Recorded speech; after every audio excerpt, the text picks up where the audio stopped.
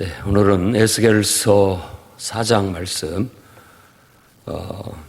에스겔서의 특징입니다. 어떤 예언하는 방식이 이제 환상을 보고 그 환상에 대한 그 상징적인 의미 이런 것들을 예언하기도 하고, 또 오늘은 연극 같은 행위, 그러니까 우리로 말하자면 퍼포먼스 같은 그런 겁니다.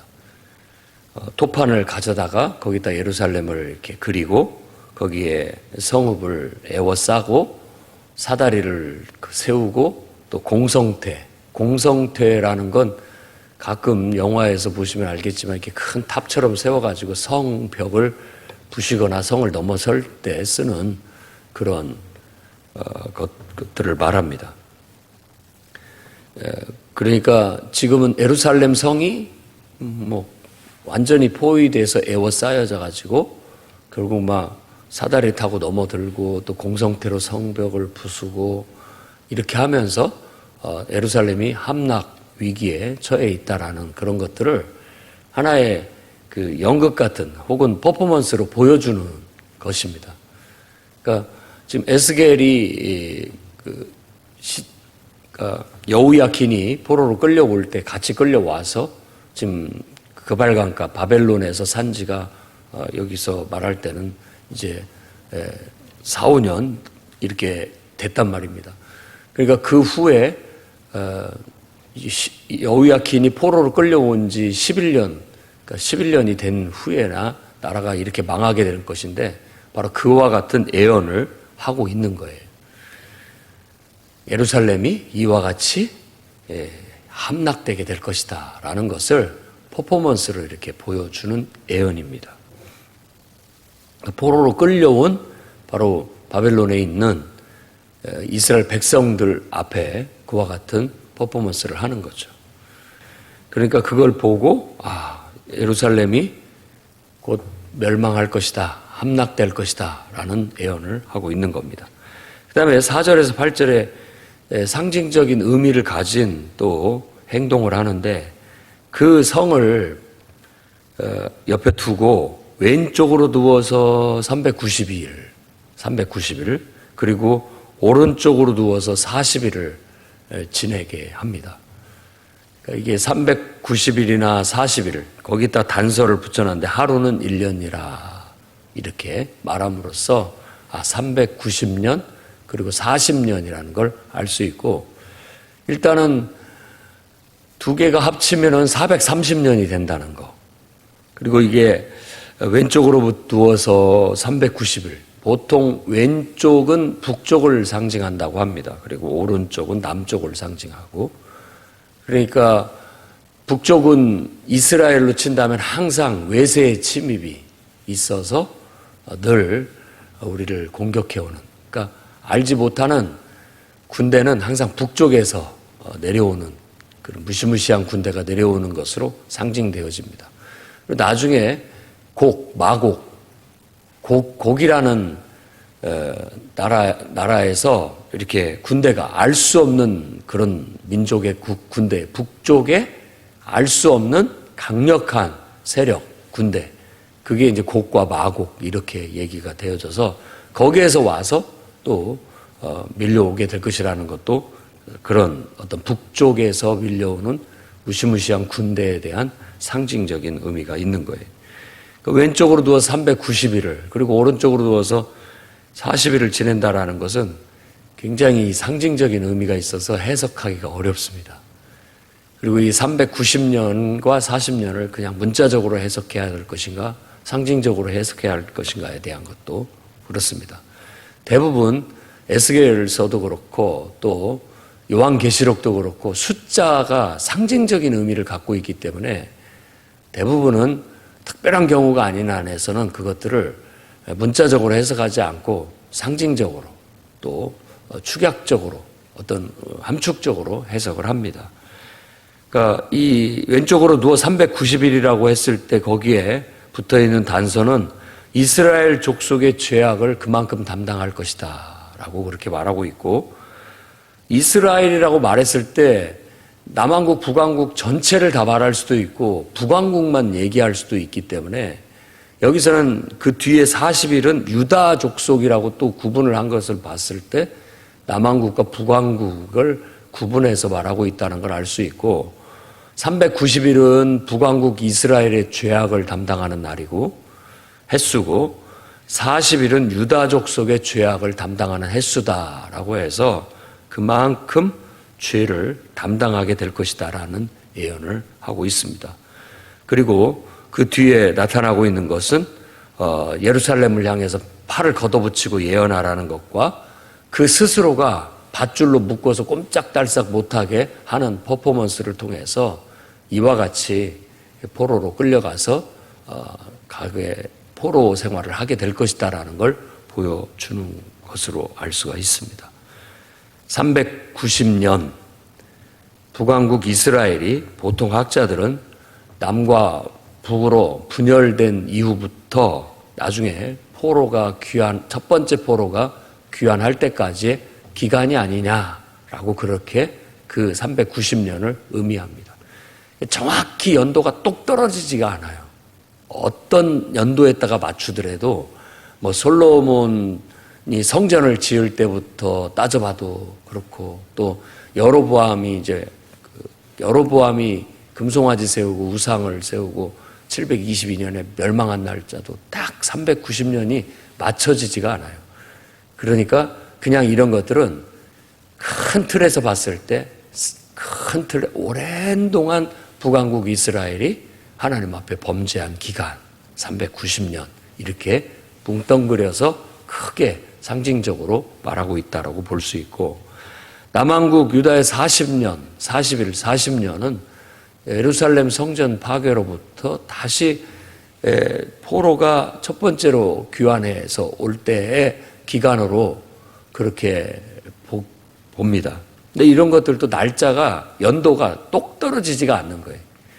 이 40년이라는 건 보통 한 세대를 의미하기도 합니다. 그래서 상징적으로 예루살렘에 함락되고 성전이 파괴된 이후 40년 어떤 이런 의미로 해석해 볼 수도 있습니다. 또 물론 남한국 유다의 므낫세 왕의 죄악 뭐 이런 것들을 얘기하기도 합니다. 그리고 아예 상징적으로 봤을 때는 창세기에 보면 아브라함에게 하나님이 나타나서 예언을 주시는데 430년간 포로 생활을 하게 될 것이라는 거, 그 암시가 나옵니다. 거기에서 430년을 얘기했다는 거예요. 그러니까 애굽에서 요셉 이후 애굽에 들어가서 거기에서 노예 생활한 것이 430년 동안 노예 생활을 하고 그 뒤에 다시 거기에서 출애굽에서 나오게 되었다. 그래서 430년의 과거에 애굽에서 노예 생활했던 것과 또다시 이제 그 땅 가나안 땅을 떠나서 포로로 간 그들이 430년에 어떤 그 틀을 이렇게 맞추려고 하는 그런 상징적인 의미로 바벨론의 외국에 포로가 되어서 노예 생활을 했던 기간을 430년으로 이렇게 맞추려고 상징적으로 맞추려고 하는 의도를 가지고 390년 그리고 40년 이렇게 말하는 것이 아니냐라고 그렇게 해석하기도 합니다. 근데 이게 혼란할 뿐이고 큰 틀에서 의미를 생각한다면 하나님의 백성들이 하나님 앞에 범죄함으로 바로 그 죄값으로 이와 같은 큰 혼란과 재난과 역경을 겪고 나라가 망하고 포로로 끌려가서 고통을 받게 되었구나. 그걸 바로 죄악을 담당하는 것이라고 말하고 있는 겁니다. 그러니까 죄값을 치르는 것이죠. 죄를 담당한다는 것. 성경에서는 분명합니다. 하나님은 공의로우신 분이고 정의로우신 분이기 때문에 다 심은 대로 뿌린 대로 거두게 하실 것이라는 것. 그러니까 우리가 범죄한 것들은 다 죄값을 받게 된다. 이런 의미를 가지고 있습니다. 그렇게 생각하면 우리가 두렵기도 하고 또 무섭기도 하죠. 염려도 되고. 그러나 여러분은 정말 예수 그리스도의 은혜를 깊이 감사하시기 바랍니다. 예수 그리스도께서 십자가에 우리의 모든 죄를 담당하시고 죽으셨기 때문에 우리는 예수 그리스도를 믿고 그분 안에서 내가 함께 믿음으로 화합하여 예수 그리스도와 함께 십자가에 못 박혀 죽고 그리고 성령으로 다시 그분이 살아나신 것처럼 성령의 충만함을 받아 우리는 하나님의 자녀가 될 수 있는 특권을 받게 되었습니다. 그러니까 이미 예수 그리스도 안에서 하나님의 죄값을 받아버렸기 때문에 더 이상 그 죄값을 받으리라는 염려는 하지 않아도 됩니다. 그 영원한 멸망, 심판은 우리가 받지 않게 되는 겁니다. 아무튼 이스라엘 백성들은 죄값을 치르게 되었다. 그걸로 인해서 바로 예루살렘 성이 함락되고 파괴되고 그리고 그들이 결박되어져서 옴딱달싹하지 못하는 그 불편한 지경에 포로 생활을 하게 되었다라는 걸 상징적인 퍼포먼스로 보여준다고 볼 수 있겠습니다. 그 다음에 9절부터 나머지 절까지도 그렇게 누워서 430일을 지내면서 밀, 보리, 콩, 팥, 조, 귀리 이런 것들을 섞어서 가루를 내가지고 그걸 반죽해서 떡을 만들어 먹는데 390일 동안을 먹게 했습니다. 그러니까 그 전체적인 숫자로 봤을 때 390일 동안의 고통, 북쪽을 향해서 왼쪽을 향해서 돌아 나온 기간 동안 그걸 먹게 했다고 볼 수 있어요. 그래서 이것도 또 다른 해석은 390일 동안은 외세의 포로를 받고 고통받는 기간이고 40일은 다시 또 남쪽을 향하고 있기 때문에 포로 귀환과 회복을 의미한다고도 볼 수 있습니다. 그래서 이 떡을 먹는 이 고난의 떡, 그러니까 지금 여기서 말하는 밀, 보리, 콩, 팥, 조, 귀리 각종 곡물들을 다 쓸어 담아서 그걸 가루를 내서 떡을 만든다라는 것은 지금 밀, 보리가 풍부하지 못하다 이런 걸 의미하는 겁니다. 그러니까 쌀 떨어지면 우리도 찹쌀로 밥해 먹고 또 뭐 그것도 없으면 있는 거 없는 거 다 갖다가 그냥 해 먹는 것 같은 그런 의미로 밀, 보리, 콩, 팥, 조, 귀리 이런 거 다 갖다가 써서 먹되 하루에 20세겔씩 먹으라고 했는데 그걸 환산을 해보면 228g 정도. 여러분 뭐 삼겹살 집에 가면 이렇게 1인분 나오는 게 100g 혹은 200g 나오잖아요. 100g이면 삼겹살 이렇게 큰 한 덩어리, 200g은 두 줄 주는 거예요. 근데 그 정도면은 그 양이 하루에 뭐 한 끼 먹기에나 적당할까요?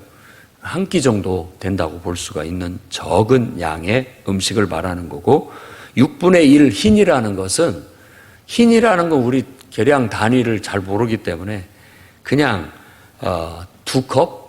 컵으로 2컵 정도. 근데 그것도 큰 컵이 아니라 작은 컵으로 2컵 정도 되는 적은 양이라고 할 수 있습니다. 그러니까 적은 양의 겨우 한 끼 정도의 식사 그리고 물을 마시면서 390일을 퍼포먼스를 하면서 보여준다라는 것입니다. 거기다가 그 반죽한 떡을 구워 먹는 것을 인분으로 불을 피워서 먹게 했다는 거예요. 그러니까 에스겔이 그건 도저히 할 수가 없겠다고.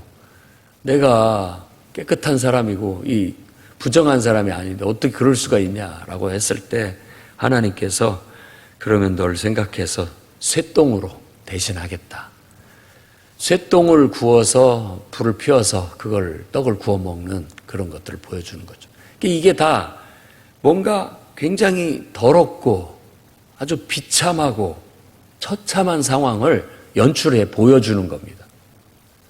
그걸 통해서 이스라엘 백성들이 그 퍼포먼스를 보고 그 뇌리에 각인되도록 마음에 각인이 되도록 만들고자 하는 그런 것이죠. 왜 우리가 지금 이렇게 와서 포로가 돼서 이렇게 꼼짝달싹 못하는 포로 생활을 하고 있는지, 왜 여기서 이렇게 고통스러운 정말 어떤 배고픔에 시달리고 있는지, 왜 우리가 이곳에 와서 이렇게 더러운 추접한 삶을 살고 있는지 이것들을 이렇게 각인시켜 주는 것이라고 볼 수가 있습니다. 그래서 이렇게 해서라도 하나님은 우리가 죄를 깨닫기를 바라는구나. 하나님 백성들이 죄를 깊이 깨닫고 죄가 얼마나 무서운 일인지, 죄에 대해서 소홀하게 생각하지 않고 아주 진지하게 받아들여서 다시는 죄를 짓지 못하게 하려는 강한 교육적인 그런 의미의 예언의 행위라고 볼 수 있습니다. 그래서 우리들도 오늘날 우리가 잠들어 있어서는 안 됩니다. 영적으로 잠들어 있다라는 것은 하나님 앞에 무관심하고 하나님 뜻대로 살지 못한다는 그런 뜻입니다. 깨어 있다라는 것은 하나님 눈을 바라보고 하나님 얼굴을 바라보고 하나님의 뜻을 읽어내고 그 뜻 속에서 하나님 뜻대로 살아가는 겁니다.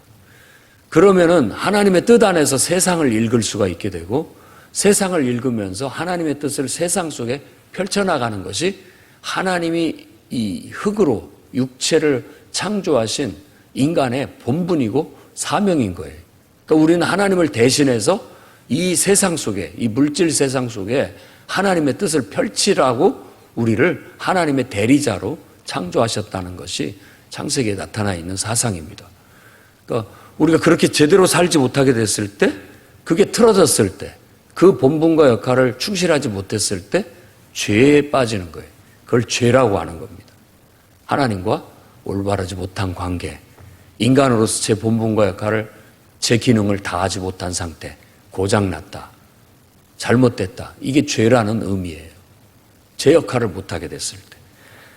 그걸 다시 하나님은 깨우쳐서 다시 우리가 영적으로 깨어나서 고장난 라디오처럼 주파수를 잡아내지 못하는 그런 것이 아니라 제대로 주파수를 잡아내서 하나님의 눈을 보고 하나님의 얼굴을 보고 그분의 뜻을 읽어내고 그분의 뜻을 내게 주어진 이 현실 세상 속에서 펼쳐나가는 것, 그게 우리들의 본분이고 하나님 백성의 본분이라는 걸 아셔야 됩니다. 그럴 때 우리가 더럽고 정말 부끄러운 삶에서 벗어날 수 있고 가난과 기근에서 벗어날 수 있고 오히려 하나님의 큰 축복 속에서 은총을 누리고 풍요로운 삶을 살 수 있다는 걸 기억해야 됩니다. 항상 기억하십시오. 불신앙, 불순종, 이것은 결국은 이와 같은 고통과 궁핍이 가난이 따른다. 그러나 우리가 오직 하나님을 바라보고 그분 뜻을 구하고 그분의 뜻대로 우리가 순종해서 나아가게 된다면 우리의 삶은 오히려 정말로 풍부함과 아주 충족된 만족감과 큰 행복이 찾아오게 될 것이다 라는 걸 오늘 또 이 선지자를 통해서 보여주고 있습니다. 아울러 선지자들은 항상 이렇게 잠든 영혼을 깨우고 또 시대 속에 이렇게 매몰되어져 가는 영혼들을 이렇게 세우는 그런 일들을 위해서는 이런 일들도 해야 됩니다. 그러니까 이게 쉬운 일이 아니죠. 390일, 아니, 막 430일 동안을, 1년이 넘는 기간 동안을 이런 퍼포먼스를 하면서 지내야 된다는 게 고난이에요. 그리고 사람들이 그걸 곱게 보지 않습니다. 우리도 무슨 동물 보호단체들이 이렇게 이렇게 막 하면서 퍼포먼스, 여자들이 나와서 막 퍼포먼스 하고 막 자기 몸에다 페인팅을 하고 막 이상한 몰골을 하고 이렇게 데모하듯이 퍼포먼스 하는 것처럼 이스라엘 백성들이 곱게 보지 않아요. 그럼에도 불구하고 그 불편한 일을 그 오랜 기간 동안을 한다라는 것이 바로 사명이에요, 사명. 사명자들이 그렇게 할 수 있는 겁니다. 오늘날 우리도 하나님의 말씀을 전하고 세상을 깨우고 영혼들을 이렇게 세우는 것은 정말 불편하고 고달프고 힘들지만 그걸 감수하면서 우리가 복음을 전하는 거고 하나님 말씀을 전하는 거고 영혼을 깨우고 세워나가는 것이라는 사실 또한 우리가 배워야 되겠고 에스겔처럼 이 시대에 영혼을 깨우는 여러분들이 되시고 그 사명을 힘들지만 감당해 나가는 여러분들이 되시기를 주의 이름으로 축원합니다.